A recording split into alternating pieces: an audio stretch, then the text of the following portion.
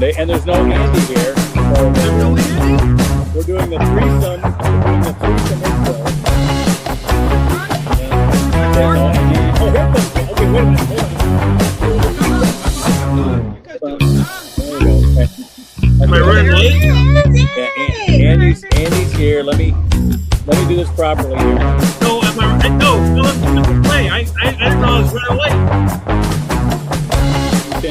Well, what time do you have? My apologies. Here we go. Okay, my apologies, guys. I didn't realize I was running so late. You're a part of the show, be a legend in talent zone. Do your thing, baby. I can barely hear it.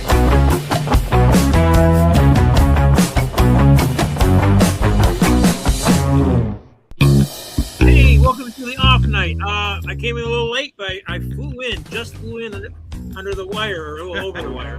But I want to let you know we're going to have the off night tonight, and your host will be, of course, Mr. Mark Sweetman. Please welcome Mark Sweetman. Oh, wait a minute. Hold on. I did it too soon.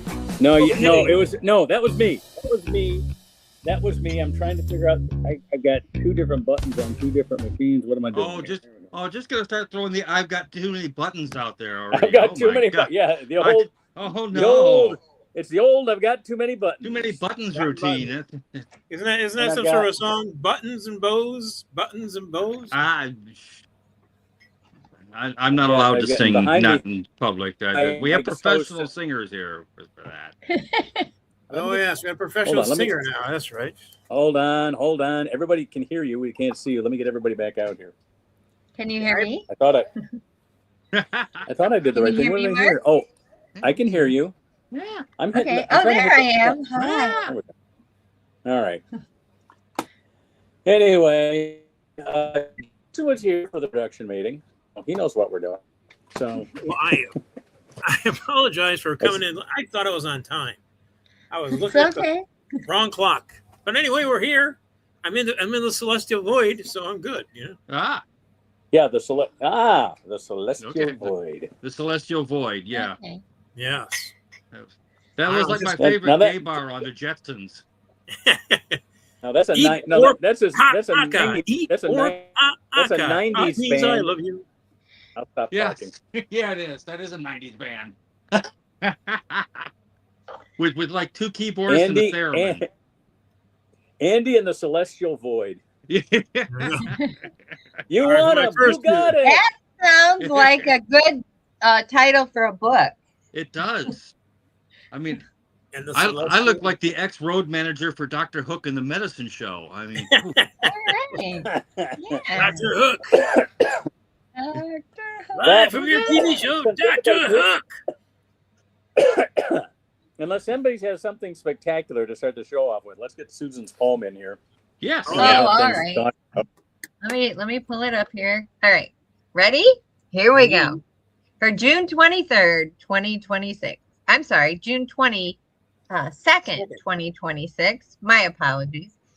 Sadly, Clive Davis has died at the age of 94, and the MOU confirms U.S. has lost Iran war. No bid contract paid for the Deep Blue. Donald Trump wanted the flag color hue. $1.7 million is not okay. Ballooned to $14.7 million the very next day. The algae green has blossomed and blue lining peeled by a kid. Cleanup now underway with another overpriced no bid. The glorious Lincoln Memorial reflecting pool makes the U.S. President Donald Trump look like a fool. There you go. Okay. And there is. That's our poem. You're not going to be hiring him for your interior decorator, are you? You're just not going to do it. No. I think, it's just that he takes so much pride in the showy shit. You know what I mean? He's like, he just doesn't have an average golf course. He's got the best golf course. He's got the best golf course in the world. Well, he's saying now that vandals have caused the problem with the pool. Yeah. And the reporters now they put where's the proof? And he has no proof. They put in the hydrogen peroxide, which they have plenty of now that Ivana has died. Well, the blue peeling up and everything, has to be the work of vandals. Can't be, She's been gone over a year. It's stupid. not too soon. Come on. Oh dear. Let's blame Abraham Lincoln on the reflecting pool. Well, can you imagine? No, wait a minute. Can you imagine if Carter, Clinton, Obama, or Biden had buried their ex-wife? Not that any of them have ex-wives, but if they had buried their ex-wife on their golf course. Oh, I love that. To get a tax deduction and turn it into he did that for cemetery grounds. Yeah. You got to tax it. I love it. Well, it can't be any worse than Joe Kennedy having his daughter lobotomized because he was afraid she'd get pregnant. Hey, different times. Oh, I'm sorry. Yeah, that's you're right. Yeah, different times. What I love the fact is that towards the end of his life, when Joe was in the wheelchair, it was just Rosemary, his long-suffering wife, who had to put up with his shit his whole life. She's just like, Joe, baby, it's just you and me. Ain't nobody but. It was the Kennedy version of Who's Afraid of Baby Jane. Sounds like Mrs. Cosby today. Oh yeah. All those times you played around and philandered Joe. Well, it's just the two of us. No, I sent the staff home for the weekend. There was supposed to be a relation between Gloria Swanson and Joe Kennedy. She said that she was actually brought to the table to have dinner with the family after she and Joe finished an afternoon tryst. Now, I don't know if that's true or not, but that's what Gloria says. And are you going to contradict her? I'm not, because her ghost will come back from beyond the grave. No, and no, I don't want to deal with that. That woman was just no. I like Gloria, and I've got way too much absolute fear. I mean, you've seen that look at the end of Hollywood Boulevard or whatever, Sunset Strip. Remember for my close-up, Yeah, I wasn't acting, baby. She had it all. There we go. Oh my God. God, I love Nora Desmond. I so wanted to dress up like her on a regular basis, but never mind that. Desmond and more Nora Desmond. You couldn't get away with it without Nora Desmond. Yes. I am big. It's the movies that got small. They actually offered that to what's her name? Come up and see me sometime. No. Mae West. Mae West. They offered the part to Mae West. She refused to do it because the problem is they were supposed to be past their prime. Right. And she didn't want to admit that she was Mae West was never past her prime. No, I'll tell you what. I think she was, probably died before I was born. I don't know what year, but I saw an episode of what's the one, Mr. Ed. She was so good in that. And she was on Mr. Must have been 80 something. She had to grow old. Beautiful, funny. Yeah. She could deliver a line. Oh, yeah. Mae West had to live to be at least 80 just so that she could give that classic comedy line. 20 goes into 80 more times than 80 goes into 20. Yeah. W.C. Fields had a 20-year-old girlfriend, and she said that. Yep. Because she was asked about it by a reporter. She just had those snappy comebacks before Mad Magazine was ever published. Yep. Well, she and Moms Mabley. Moms was an incredible comedian. I mean, she really is. I mean, in terms of timing and the ability to just kind of draw you in and use personality and whatnot. But I mean, she was a woman. She was playing that character from the time she was in her mid-20s. And may I also point out that off duty, she was an out and loud lesbian. Thank you very much. Pride Month. Yay. But Moms was a character, and she understood it. And she played it to the hilt. And why not? I mean, I have a question based on Susan's poem. Yes, sir. Why has it taken us this long to come up with Memorandum of Understanding? A Memorandum of Understanding isn't well, here's what I mean. Here's what I mean by that. When they asked him about his health plan back in the first term, when what's his name, senator from Arizona, John McCain. McCain did the famous thumbs down there to stop the rollback of Obamacare. Mm-hmm. And some reporter asked him about his health plan. If you get away with this Obamacare, what is your health plan? He goes, well, we have a concept of a concept. And so to me, it would have been much better to come up with a memorandum of understanding. That would have, a memorandum of understanding would have been a good thing to do instead of starting an all-out war. They could have gone in and talked to Iran and done something like that. Yeah. Well, the whole thing that Biden put together is exactly what they're settling for now. The problem I have with this whole thing is the MOU, because I get all my news in writing first before I hear any of this stuff. So I go, what's a MOU? What's a MOU? It sounds, to me, I'm hearing MOU, Werewolves of London. MOU. Mark, going for the period, Warren period, U, period. Yeah, going for the Warren Zevon reference, ladies and gentlemen. I get them A to Z, A to Z. When you hear POS or CPOS, the general public thinks the acronym is piece of shit, but in the legal field, it means proof of service. POS. Oh God. Oh, you're taking me back to my law school days. Oh, but I loved Stiff Pro.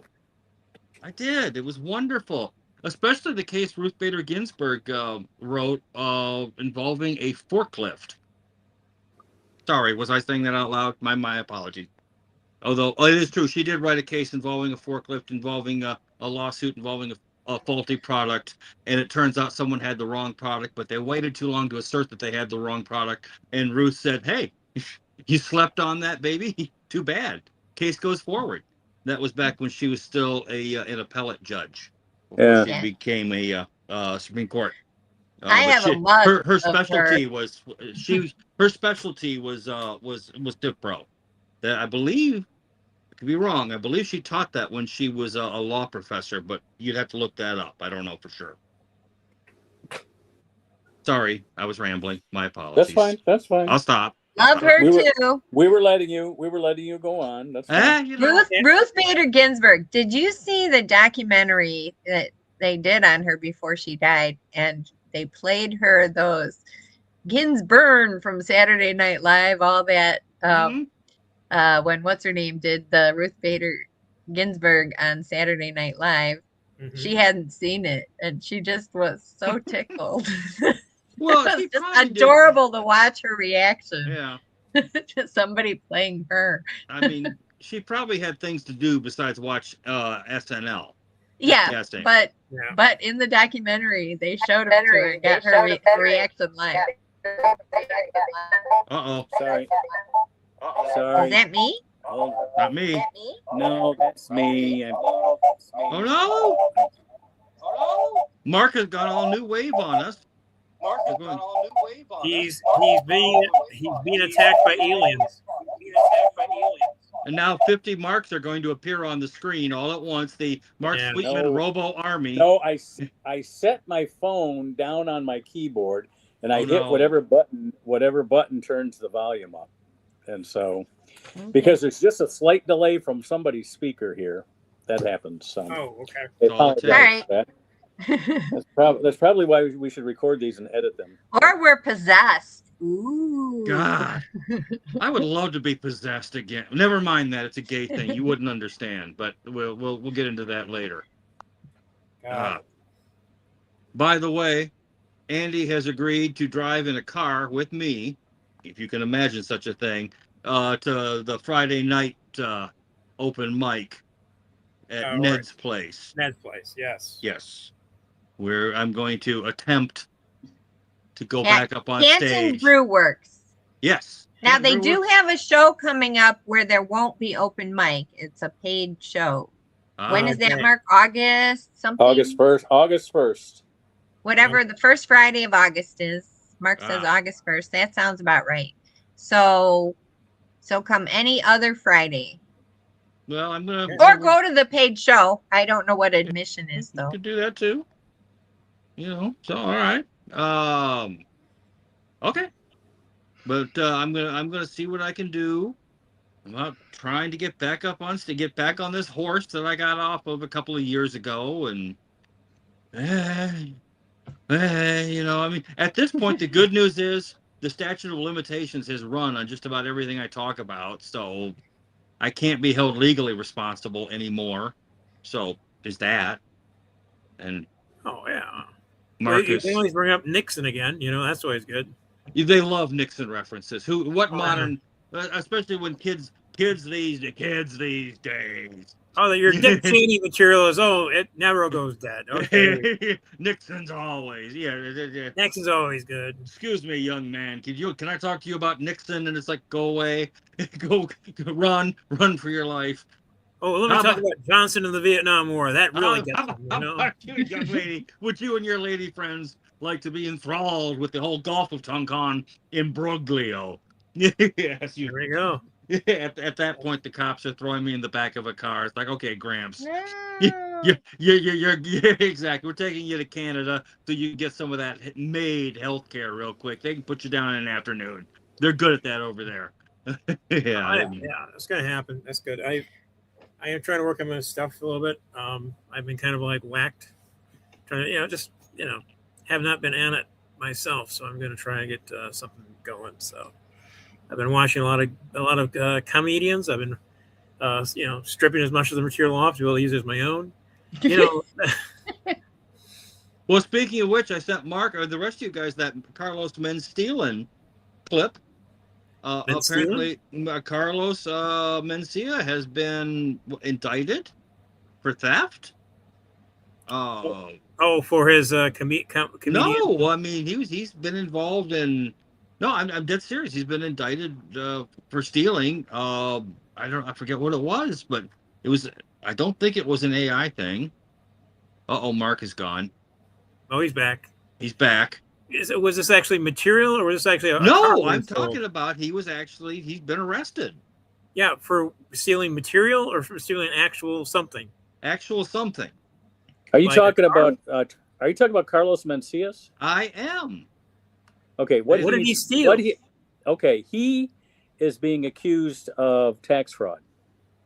That's a form of theft. To the two, he has 18. The federal government says he has $18 million of unreported income or investments or gains of some kind, something to do with around $18 million of something that he says wasn't, and the federal government says was. I don't know if it was income. Okay, so that's capital gains. That's not committing a crime. He is alleged. He's alleged to have done this. Yes, he's being charged. In America, unbeknownst to Trump. I'll stop talking. My note to Jason today, when he posted that, was stealing is stealing because Carlos Mencia is famous as being a joke thief. Yeah. So that was my reference to his reputation as a joke thief, and I applied it to his tax thievery. He pled not guilty to 12 felony charges. Wow. Well, I mean, that's kind of what you would do is you're definitely going to plead not guilty because you got 12 felony counts. Here's they would Joe Rogan accused him of plagiarism at the Comedy Store in L.A. That's 20 years ago, but yeah, that happened. Yep. That's back when Joe Rogan was a comic. Yeah, I mean, a lot of comics have been accused of stealing jokes. They used to say of Robin Williams. Why do you think they call him Robin? It's true. It's true. Who's the blonde? The blonde chick has been accused of. I shouldn't say chick. Sorry, the blonde girl, comedian. Her senator's an uncle. I'm trying to think of her name now. Oh, the one who's senator. Amy Schumer. Yeah. Amy Schumer's been accused of stealing. Yeah. There's nothing new under the sun. All I've heard of when Amy Schumer comes into the back of the Comedy Store or the Improv, all the comics go, "Yeah, I'm not going to do my spot tonight." Yeah. Let one of the young a shot tonight, because Amy Schumer's in the back of the room. So. Yeah. Well, Mark, We I used to say remember that- you went out to LA, and then the next thing we see your New York Times crossword joke on Golden Girls. They took a lot. I know who the writer was. I'm gonna leave that Are you name serious? unsaid. Someone took one of your jokes and it got on Golden Yes, Girls? yes, it ended up in the Golden Girls. What was the joke, if I may ask? She said, Mark said he does the New York Times in pen. and so Blanche or whatever her character's name was. I'm working on I the think New the York way I Times. told the joke was I go flying And- out here. Flying out here, I was got bumped up to first class for the first time ever, and I was seated next to this woman, and she was the most attractive woman I think I've ever seen. Well, she wasn't physically attractive. What made her attractive was she was doing the New York Times crossword puzzle in pen. Nice. I know, not my greatest effort, but it did get stolen. So, Mark was attracted to college girls, people of intelligence. He likes college girls. He landed me after all. Yeah, I laughed at Susan a lot. We had a radio show together. Laughed down Wayne at State. me, yeah. well, What was the name of our radio show down there at Wayne State when we were at Wayne State? What was the Show name him of the mug I gave you for You're not going to answer my question? our anniversary. What was the name of our radio show? Do you remember we did a radio show together? Do you remember what the name Yeah, I of it don't know. But it was on WAYN. was? Wayne State WAYN University. from Wayne State University. 960 on the Carol dial or whatever it was. Somebody said we ought to get musical jingles, and then somebody else said, "Well, those cost too much." I said, "Don't we have a glee club at this college? Come on, yeah. how much could a jingle? Name much could of a our jingle radio cost? show. I mostly did the news, but I did do spin some records. Didn't we have a Monday night show? Like, actually, late Monday afternoon. I think it was like 4 to 5 or something like that. I can't remember. I don't know. I remember Sobchak did the one he called Deep Six, and he only played dead Music artists. from dead people. I love that one. He called it Deep Six, but then while we were there, John Lennon got shot and killed. So he's like, I didn't want to add John Lennon to my Deep show, Six. but he did.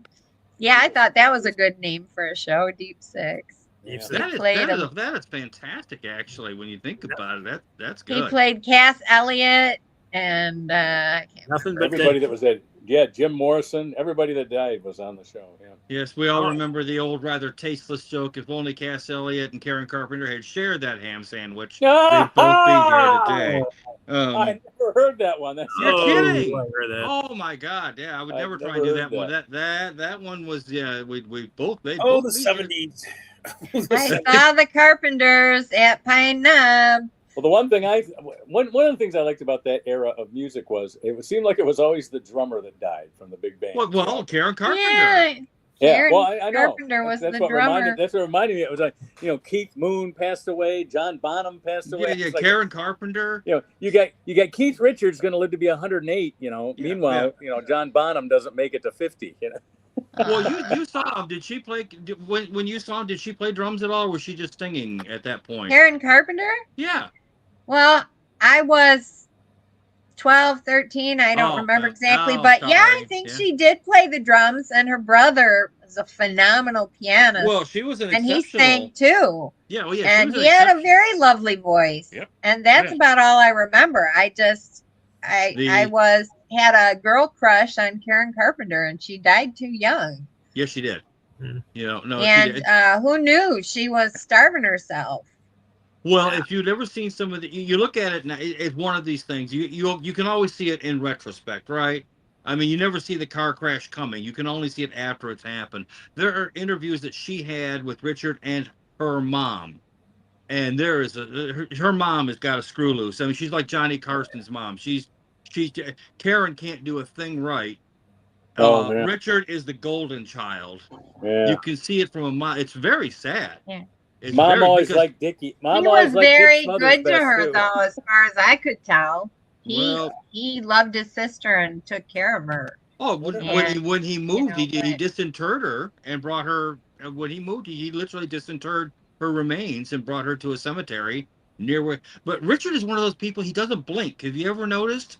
He's very, again, as a musician. I mean, they work with Burt Bacharach. You don't get a lot better than that in terms Yeah, of. she probably suffered, childhood abuse, I would have to say, and he grew up in the same household, Yeah, so oh, yeah. I wouldn't Oh, I yeah. mean, be also, surprised there's if a body. he did as well. So, but in the he 70s, the hasn't body. written the book "Mommy Dearest" or anything, so we don't know. No, we don't know, but We again, can only guess. And In the 70s, the body type was Twiggy. Okay, so Well, I mean, she was growing up. yeah, during that time, so you know what I'm Karen saying? Carpenter fit that physique, and nobody. well, That was Nobody what they're knew. trying to. That's what they're trying to push everybody into, that physique. Well, I mean, okay, full-blown AIDS is slimming as well, but I don't think we necessarily want to go with that as a No, we don't. as a technique. I mean, I certainly. It was actually her heart that gave out, Karen Carpenter. Well, yeah, that's usually how you die from this sort of thing. Yeah, it's sad, and anorexia nervosa. I'm probably not saying that right, but whatever. It is a real pathology, and it's a very serious. It's a very dangerous. People starve themselves to death. Well, a friend of mine in California, he had a problem with a woman who was doing bulimia. She was throwing up stuff. Yeah. But he found out through the plumber.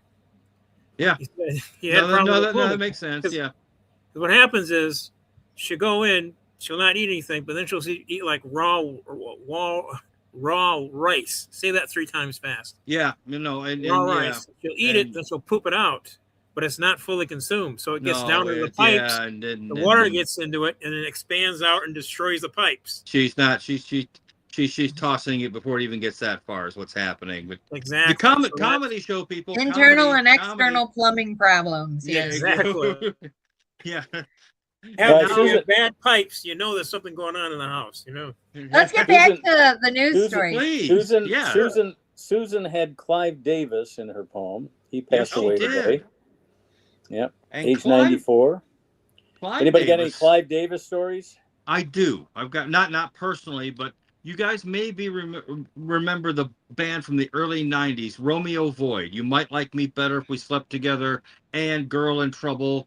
New wave band, college band, fronted by a young lady who had the most amazing. She had reverb built into her voice. She's an amazing singer, but the thing is, she weighed 325 pounds, and there was Clive Davis. That's where the vibrato came from.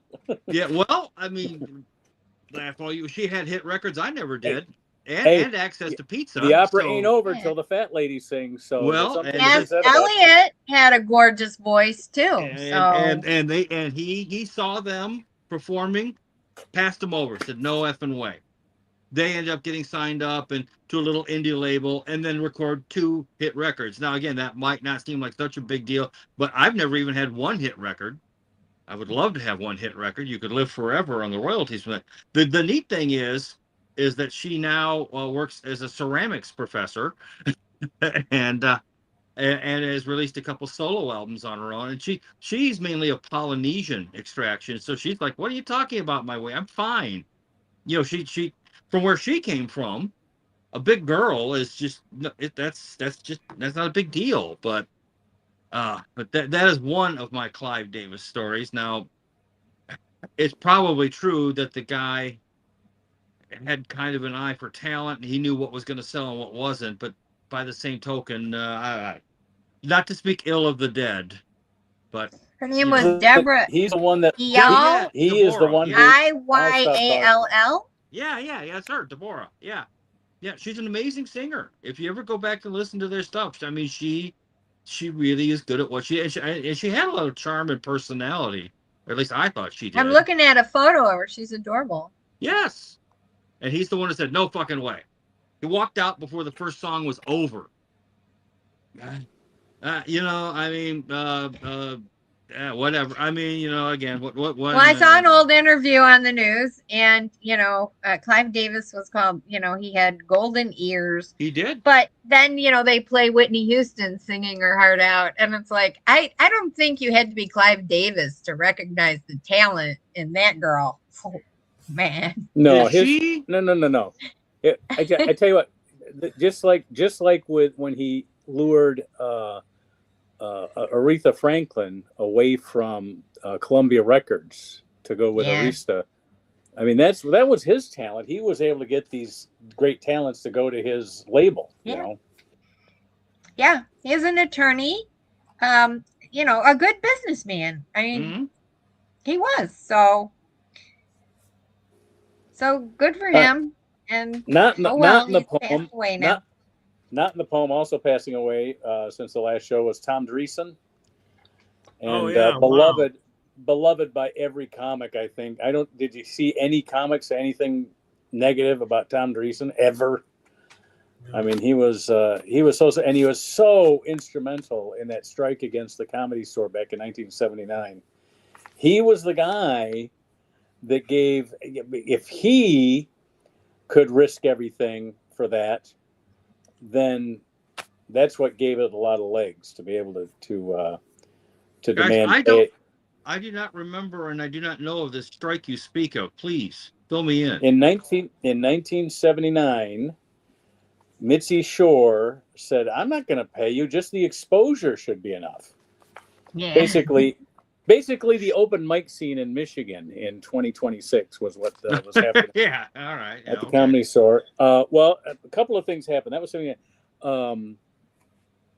that Bud had just opened up, and so there was a little bit of competition. So there was going to be pay anyway, and he paid a minuscule amount. But as soon as they struck, his pay went up, and so he thought this was a way to get the Comedy Store under. The Comedy Store never went under. But it's in Betsy Bourne's book. I'm sure it's at the library now. It's at least 40 years old. Let me see the name of that book. Well, you guys were there, and you knew a lot of this talent. I wasn't there. I wasn't there in '79, but I know all. But you knew people like Judy Tenuta. I'm assuming you met. Yeah, Mark Mitzi. worked with Judy Tenuta. Probably one of the funniest places he worked. I think it was Grand Rapids.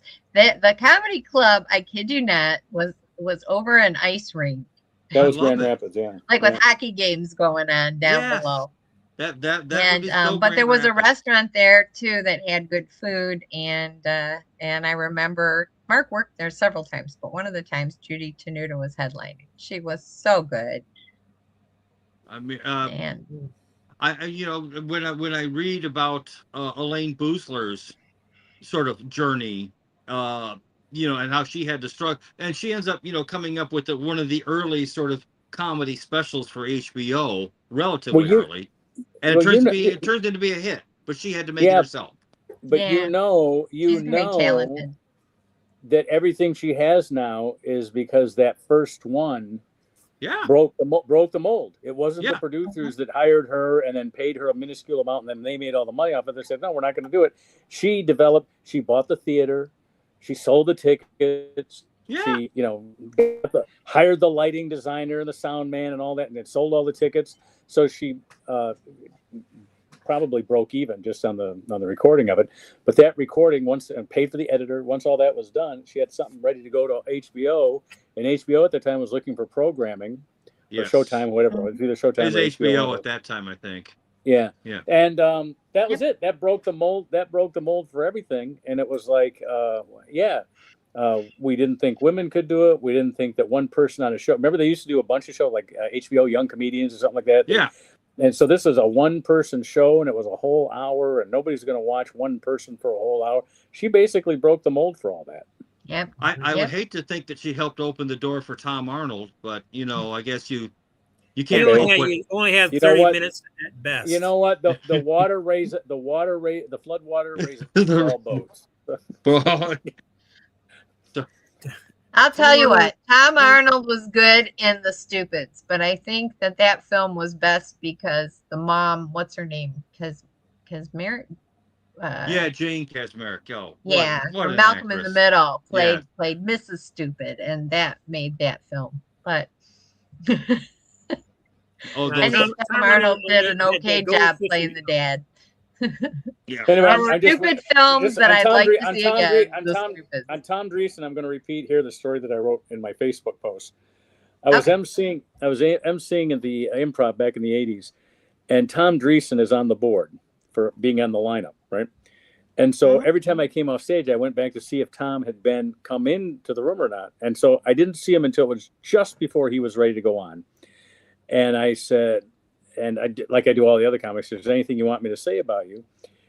So I didn't have time to give him all this. I've, admired you and blah. I was going to get gushy and everything. And so he says, yeah, I'm one of Johnny Carson's more frequent guests, and I'm Frank Sinatra's opening act. I go, great, bring him up. And I said, well, before I bring him up, I said, do you mind if I gush my praise for you in your introduction? And he says, yeah, but not too gushy. And so I get up there, I get up there and I say, oh, but great pleasure to have this guy at the Improv tonight. Just great pleasure for me because he's one of my heroes. One of the reasons I got into comedy. I said, I've watched this guy. I really admire everything he does, both his acting, his comedy. I mean, I've seen him on Columbo. You've seen him too. Please welcome Tom Dreesen. And he comes up and he shakes my hand, then he pulls me into him, puts his cheek next to my ear, and he goes, too gushy. And then he turns and does the mic and he does his act, and I just walk off. And I walked off with a Tom Dreesen story that I've waited to tell since for this day when he had passed on. Everybody had great stories about him, though. He was a great guy. Well, going back just a little bit on the whole strike with Mitzi, what eventually did she finally just sort of come to heel and decide she had to? Yeah, she finally started paying people. She paid people the lowest at the Sunset Boulevards. You know what else she started doing? I'm not going to be able to finish this. Go ahead. Go ahead, please. But she had a club down in San Diego, and she had one in Westwood, and she opened one in Las Vegas. And what she would do is she still kept it at like $25 in West Hollywood, but she paid headliner money like all the other clubs around America did at the other clubs. And I think that's what they were complaining about. In '79, Ridley opened up, and Zanies in Chicago opened up, and the Funny Bone in Pittsburgh opened up. And I can't think of the guy's name, in Sarasota, Florida, and West Palm Beach opened up, and they're paying, they're starting to pay people that were getting television. And at that time, television was like Make Me Laugh in syndication, and Johnny Carson. Yeah. Make Me Laugh would get you up to a headliner status, but Johnny Carson would get you up to headliner money. So, and so they just thought that Mitzi was taking advantage. Here she was. She didn't want to let people on stage, though. She made people to get on her stage, waitress or waiter, because you have to be exposed to the comedy first. So they'd be making sub minimum wage.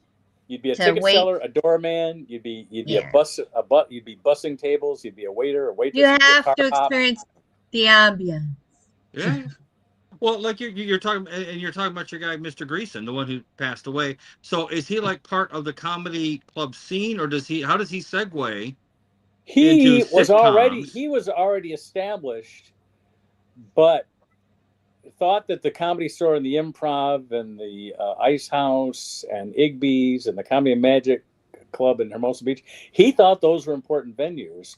So he played there, and he didn't ask his agent to get him the Las Vegas contract or the Frank Sinatra opening act contract. He just wanted to play there, so he played what the rest of us played there for. And so when the comics at the Comedy Store said we'd like to make more than $7 an hour or $7 a show, he became part of the picket. He wasn't gonna cross the line. Because, Mike Binder crossed the line. Really? Mike Binder. Oh yeah, he was not well liked for a while. No, he did. Well, and the reason why I bring this up, because there is that obvious connection. Anyone who watched comedy clubs and TV through the 70s, through the 90s, how much talent comes across through the whole comedy club connection, right? You're out there, you're doing shows, whatever. Maybe you get a shot on Carson or one of the other big shows, and then you get a development deal. Maybe you get a series. Maybe if you're lucky, it even catches on for a season or two. Yeah, and there was a lot. You'll hear some of the old timers. No, I can call myself an old timer now. You'll hear some of us old timers talking about it. Really did. Well, Andy can tell you this. It did help you to go up and do those one-nighter bombs. The Oh, timeout. Remember the timeout in Chicago, or what was the name of Tim Lilly's, or not Tim Slagle's club down on 4th Street in Lincoln Park? Remember that one? I think I missed that one. I did I mean, there were some really bad gigs. Benny's, Oh. Benny's, Chicago had that stay out all night bar. All night. Oh man! And I don't know if I told you this story, Mark, but there was a creepy guy that I think he tried to drug me. No, you told me. With me. Did I? So I was Mark was on working there, and so I sit down at the bar, and a guy comes up and chit chat, and I'll chit chat. Let me buy a drink. No, I don't want anything. We're driving back home tonight, and whatever, making small talk. But he just was persistent, and I'm like, okay, and I'm at the bar. There's a bartender right there, and I'm like, okay, I'll have a Coca-Cola. So he leaves and comes back with a Coca-Cola, and it's sitting there. And here's where I, of course, didn't drink anything. I'm like, thanks. I mean, there's a bartender right there. It's not like he said Coca-Cola for the lady. No, he brings me a Coca-Cola. So we had to make sure whatever dissolves. So I leave it sit there. But then he kept saying, I got you a drink. I'm like, yes, thank you. Thank you. You're not drinking your drink. I will. Thank you. And I didn't touch it at all. But he just persistently kept every couple minutes, and then started getting visually upset that I wasn't drinking the Coke. And it's like, I guess I'm just not thirsty. And he was angry, probably because whatever he put in the Coke cost him a pretty penny. I don't know. But yeah, you waste a perfectly good diced up Quaalude or something. Yeah. So he slipped me a Mickey, and I didn't fall for it. But I mean, said, I want my money back, Bill. Give me my money back. There was. I never showed any interest in him whatsoever, and I think he might have had a clue if he's going to order me a drink, and the bartender is right there. But don't you gotta walk away for 5 minutes. Now all these clubs to generate revenue have started these comedy classes. Not that there's anything wrong with it, but part of the instruction is you got to get on stage. And if you can't find a stage to get on, create your own. So now everybody that goes to a comedy class is now starting these open mics. And so now the entire world thinks that comedy sucks. Because they're seeing if you see 100 comics, there'll be one that's good. And before, you used to have to see 10 comics to see one that was good. Yeah. Now I started doing a duo act, and a couple weeks ago, Michelle and I went up, and we got a lot of good comments. But we prepared our material in advance, and we didn't just get up there and yak about cringeworthy private dating life. Like a lot of comics just get up there and they think just talking for 20 minutes is funny, and it's not. Much funnier to talk about your arrest record, right, Jason? Yeah. Well, there's something I can, I mean. Well, but you need a punchline, is what I'm saying.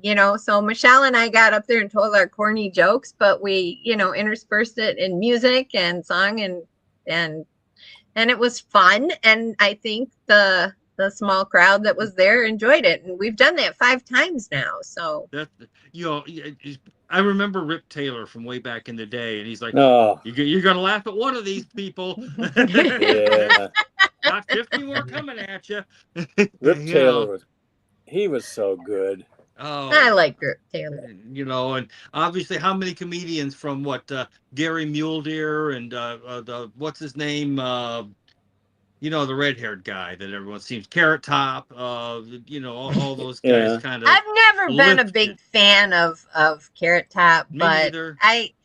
Everybody's not doing prop comedy, so he's found his niche.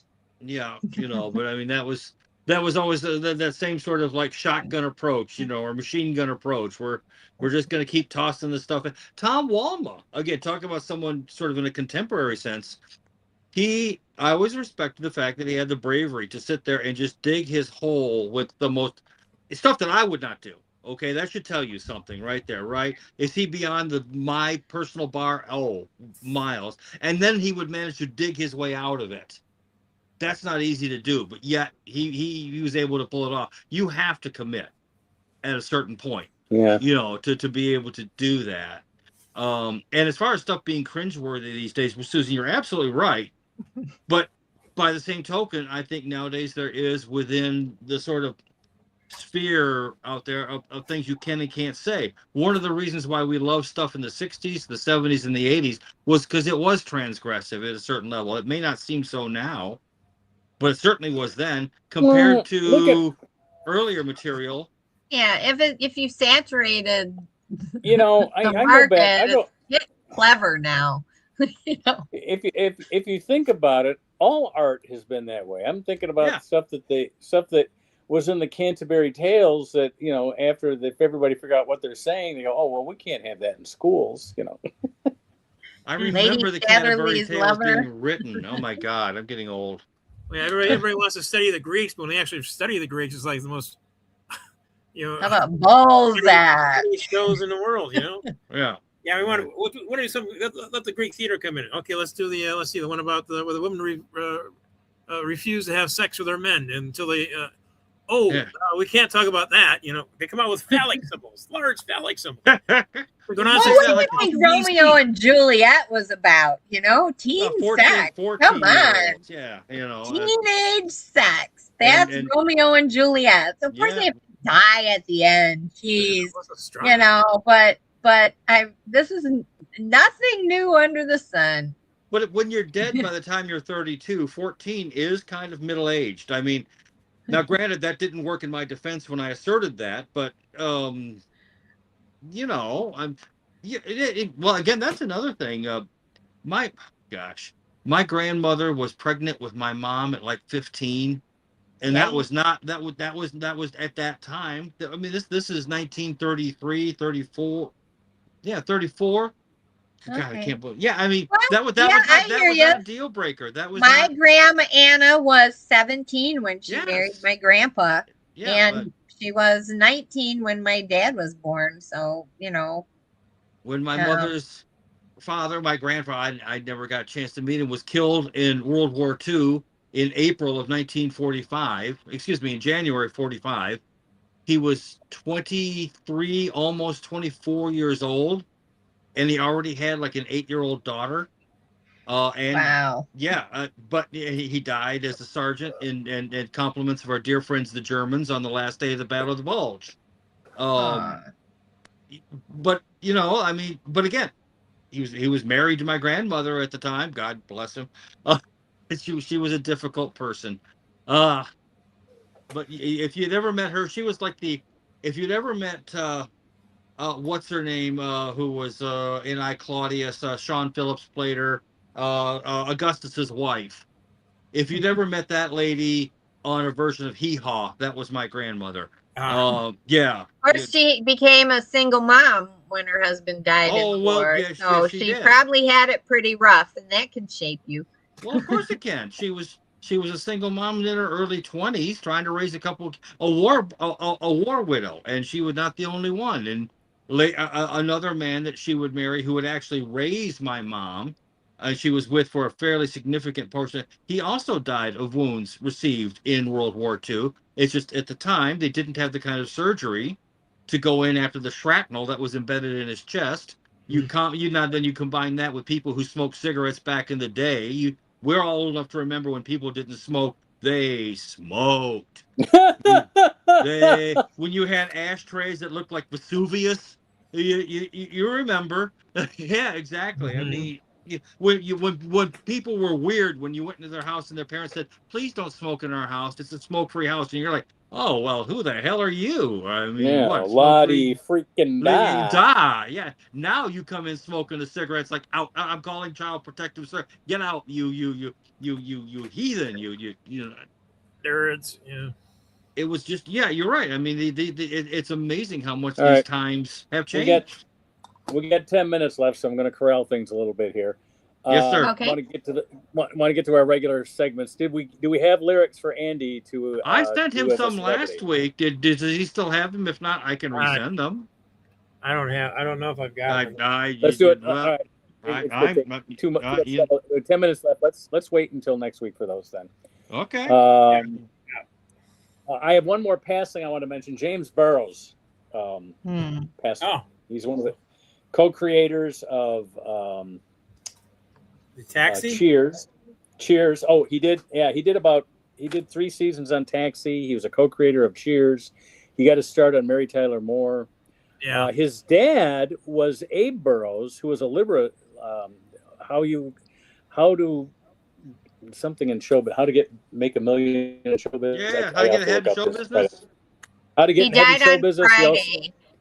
He died on Friday. Anyway, he did Taxi. He did Friends. Bob Newhart. He had more than a dozen episodes he directed on that. He did Phyllis. He did. He was basically. Friends. They say Friends is another one. They say he changed the sitcom format. Yeah. I guess. Yeah. Hey, Mark. Not to interrupt, but I've just sent Andy some lyrics that might be good for sort of an outro. Okay. If you guys are willing to give it a try, let me know, Andy, when they should pop up on your magic. Don't you love these? If Andy wants to do that.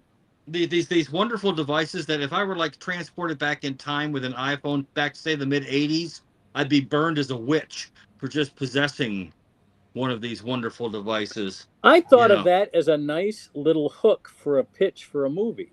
About these kids that time travel, but they time travel for whatever the quirk is that we have to write into the story.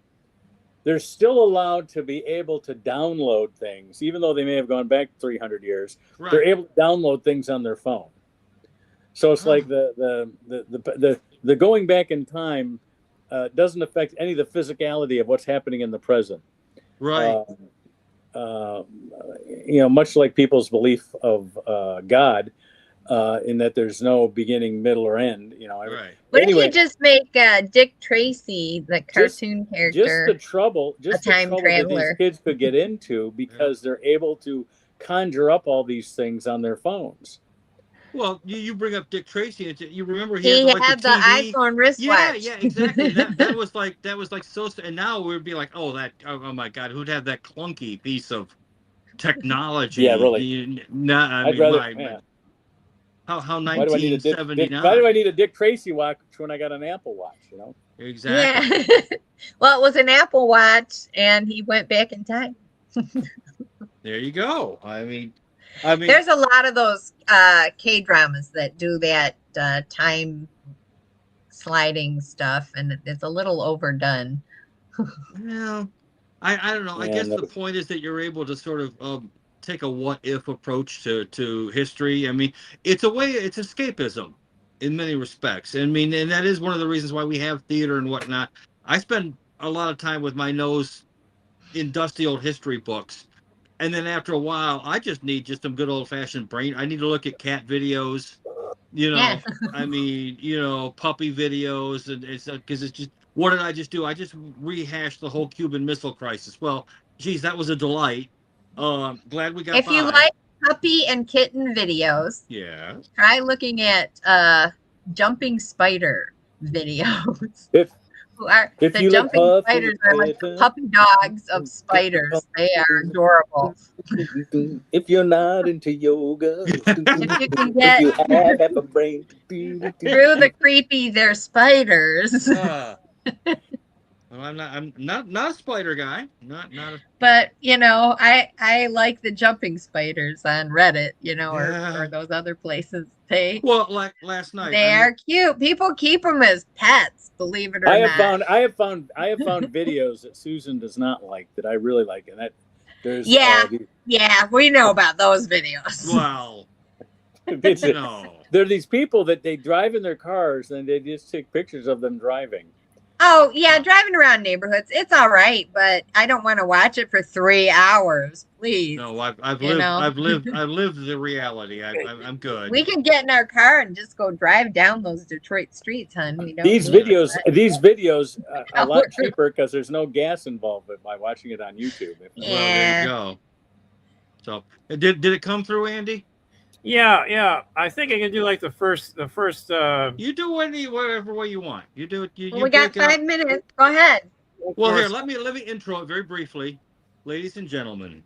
Andy Jensen and his chorus of voices will now bring to life a classic from Elton John and Bernie Taupin from their album "Don't Shoot Me, I'm Only the Piano Player." Tonight, we'd like to bring you his interpretation of "Blues for Baby and Me." Ladies and gentlemen, Andy. Your old man got mad when I told him we were leaving.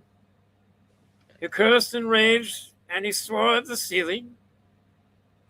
He called you his child. He said, honey, get wise to his game. He'll get you in trouble, I know it. Those bums are all the same. Yes. There's Greyhound outside in the lane. It's waiting for us. So tell him goodbye. We've got to go west on the bus. That's it. That's all I can do. I'm sorry. All right, that's James Mason back from beyond the grave, giving us. My voice is a little off. I have a little cold. Sorry. Bringing us the 1972 classic of "Blues for Baby and Me." Okay. Next week we'll. I love the way you, Jason. I love the way you deep dive these. It's nothing that anyone would have ever heard on the top 40 hits program. It's always some deep dive into some marginally successful album. You know. Well, that is the one that had Daniel. You know, that was the big hit single. But yes, this was one of the Daniel. There you go. The you're right. Yes, this is one of the deeper. Yeah, but I mean, after 1976, everything he released went platinum the minute it was released. You know, it's true. It's true. No, it's true. And Texan Love Song is, of course, the classic. And I've read from some of the comments on that there are people who've like performed that song for Texans, and they wanted to take me home with them. They obviously it's a very tongue-in-cheek song, but the Texans are like, this is the best thing I've ever heard in my life. Did you ever see Almost Famous? Yes. Wonderful movie about Russell. Who was the director? Russell Crowe. Russell Crowe's time as a Rolling Stones writer. Yes. When he faked his age to be able to write for Rolling Stone. Yes. When they had that scene in the bus where Stillwater, the fictitious band, is listening to Elton John's Tiny Dancer. Yes. That's a great scene. Yes. That is just a great movie scene. I'm gonna have to watch that film again. That was a great Reportedly, scene. that band that they were pantomiming or whatever still was Grand Stillwater? Funk Railroad. Yeah, it was supposed to be Grand Funk. Well, you got to remember, back in the mid 70s to the late 70s, Grand Funk was huge. Oh, they were huge. Yeah, they were incredibly ripped off by their management, who eventually ended up leaving the country with $100,000 or more and fleeing to Mexico. That wasn't the same guy that had Badfinger, was it? No, but it seems like they all hung out at the same club. They all knew each other. I'm going to do a little more research. I think that would make a great, if not musical, a great movie anyway, about all these agents that ripped off the bands back in the 60s and 70s. Oh, well, they did one with the thing that's a tragedy about Badfinger. Elvis's manager. Because Badfinger, two of their lead guys committed suicide. Suicide, yes. One of the guys who ripped off Jimi Hendrix Experience, he ended up dying in a mysterious plane crash over the Alps. So I guess God does have a sense of humor. This is after. I'm sorry. Anytime you fly a plane over the Alps, I can't call a crash mysterious. Well, no, I suppose you have a point there. But call it unfortunate. Call it unfortunate and use air quotes. But Susan points out, the Colonel Tom Parker, again, he was taking 50% of the Elvis take. Yeah. Oh, we're out of time. It turns out he was an illegal alien. Yeah, as it turns out. As Hey, we're out was of time. Mr. Gazoo. We're out of time. I'm glad we got Andy's impression in. That was very good. Thank you. Thank you, Andy. No problem. I went to see Disclosure Day, and I want to tell you, aliens are the horrible drivers. Okay. Okay. Right. Did you like the film? I want to see that. The film was great, but I mean, you got 99% void. How can you hit the Earth? It's just 99% void out there. You just can't. You can't miss it. Is that the problem? They're terrible drivers. All right. We'll see. You wasted another hour. Hit that like button. Wasted another Don't hour watching us just talk about nothing in particular, but we enjoy ourselves nonetheless. Hey, I saw that Yogi wants to do a podcast. Okay. I might invite Yogi next week. So yeah. Anyway, we'll see. We don't know who we'll have here next week, but we'll always have fun. Stick around. I want to talk to you guys after the show here. But here's I'll slip into some men's clothing while you do that. Okay, bye. Bye. Hit that like button.